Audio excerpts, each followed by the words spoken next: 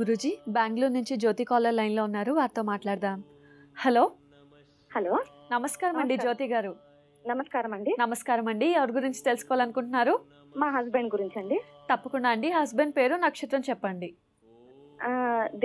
దేవ్ అనేసి. వాళ్ళ నక్షత్రం సరిగా తెలీదు, గురూజీ దగ్గర తెలుసుకోవాలి. Okay. Date of birth 1977 May 10 Sunday అమావాస్య అనేసి. ఓకే అండి. మే 10th 1977 అనేసి అంటారు మా అత్తగారండి, తెలీదు కన్ఫామ్ గా. సుమారు టైం ఎంత అయి ఉండొచ్చు? అది తెల్లవారుజామున 5 గంటలకు అని చెప్తారు, కన్ఫామ్ గా తెలియదమ్మా అంటారు. కానీ సుమారు 39 ఉంటుందండి. సరేనండి, మాట్లాడండి గురూజీతో. నమస్తే తల్లి. నమస్కారం గురుగారు, మీ పాదాలకి శతకోటి వందనాలండి. మా ఆశీస్సులో ఉంటుందమ్మా. గురుగారు, నేను మా హస్బెండ్ గురించి తెలుసుకోవాలి గురుగారు. సరే తల్లి, ఏం పని చేస్తారు భర్త? లాజిస్టిక్ లో పనిచేస్తారు గురుగారు. Very good. శుక్రుడు బాగా మంచి జాతకమే, శుక్రుడు కనిపిస్తూ ఉంది రమల శాస్త్రంలో, బాగుంది. అమావాస్య రోజు జన్మించినదమ్మా. అయితే మా అత్తగారు చెప్తారు గురుగారు, అమావాస్య అనేసి. అప్పుడు వాళ్ళ డాడీకి కొంచెం దోషం ఉండింది, ఆ దోషం అంతా అయిన తర్వాత వాళ్ళ డాడీ చూసారు అనేసి చెప్తారు గురుగారు. కరెక్ట్ గా డేట్ కన్ఫామ్ గా మీరే చెప్పాలి. ఎందుకంటే ఇప్పుడు మీరు చెప్పే డేట్ ప్రకారం అది రాదు తల్లి. ఎందుకంటే ఈ మీరు చెప్పేది మే 10th కదా.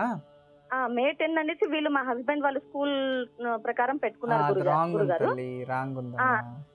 1977 అనేసి కరెక్ట్ ఇయర్ కరెక్ట్ గురుగారు. మంత్ కరెక్టా? మంత్ లేదు స్వామి. మంత్ తెలీదు. అంటే ఏ అమావాస్య? అంటే మహాలయ అమావాస్య లేదా ఆదివారం అమావాస్య? ఇలా అమావాస్యలు చాలా వస్తాయి కదా తల్లి. అవును, ఆ రోజు బయట చూపిస్తే ఆ రోజు 2 అమావాస్యలు ఉన్నాయి, కానీ ఆదివారం అమావాస్య అంటారు గురుగారు. కరెక్ట్ గా తెలియదండి. 2 అమావాస్యలు ఉంటాయా? ఆ నెలలో మే 10th కి 2 ఉన్నాయని చెప్పారు. మే రోజు మే నెలలో 18th ఒకటి ఉంది, 17th ఒకటి ఉంది అనేసి ఇక్కడ గుడిలో అడిగితే అలా చెప్పారు. అందుకే మేము కన్ఫామ్ గా ఏది పెట్టుకోలేదు గురుగారు, ఇయర్ మాత్రం ఉంది అంతే. సరే తల్లి, కానీ జన్మ జాతకంలో అలా ఒక మంత్ లో 2 అమావాస్యలు రావమ్మా. 30 రోజులు అయినాక ఒక అమావాస్య వచ్చేది. 27 నక్షత్రాలు 30 తిథులు అయిన తర్వాతే వస్తుంది కదా. అందుకే మేము వదిలిపెట్టేసాం గురుగారు, ఇక మీరే చెప్పాలనేసి. సరే తల్లి, అంటే వీళ్ళు మే నెల కూడా కాదు తల్లి పుట్టిండేది. వీళ్ళు మామూలుగా అలా రాసుకున్నారు గురుగారు. మే నెలను లేదు, మే నెలను జన్మించలేదు, పుష్యమాసం. సరే తల్లి, ఆదివారం పుష్యాన. ఓకే. మీ కులదేవత ఎవరమ్మా? కులదేవత ఎల్లమ్మ దేవి.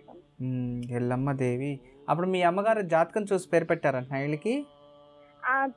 దేవ్ అనేసి చూసి పెట్టారంట మా అత్తగారండి. అందుకే ఎస్. ఇప్పుడు దేవానంద్ అన్ని మార్చుకున్నారు ఫుల్ పేరుగా.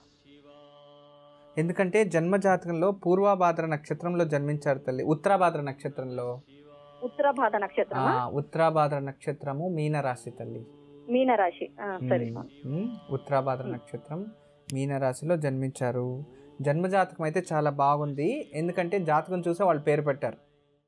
అమ్మా, అలాంటి వాళ్ళది నిజమైన ప్రేమ కాదు, అది వ్యామోహం. ఎగ్జాక్ట్లీ చిన్నత్త, నిజంగా ప్రేమించుకున్న వాళ్ళు అలా చేయరు. ఎంత మనసు విరిగిపోతే కన్న కూతుర్ని పట్టుకొని మా దృష్టిలో చచ్చిపోయా ఉంటుందా తల్లి? అది సరే అమ్మా, తన కూతురుతో తన మాట అనేటప్పుడు ఆమె మాటల్లో వ్యథ, కళ్ళల్లో బాధ గమనించావమ్మా? పెద్దబాబుకు బర్త్డే విషెస్ చెప్పు కూడా వెళ్ళాం కదా. ఊరికే ఎలా కాలిపోతుంది?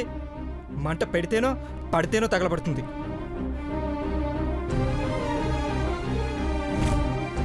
కరెక్ట్ చిన్నబాబు, నీకొచ్చినట్టే నాకు డౌట్ వచ్చింది. పార్వతే షర్టును తగలబెట్టిందనుకుంటా.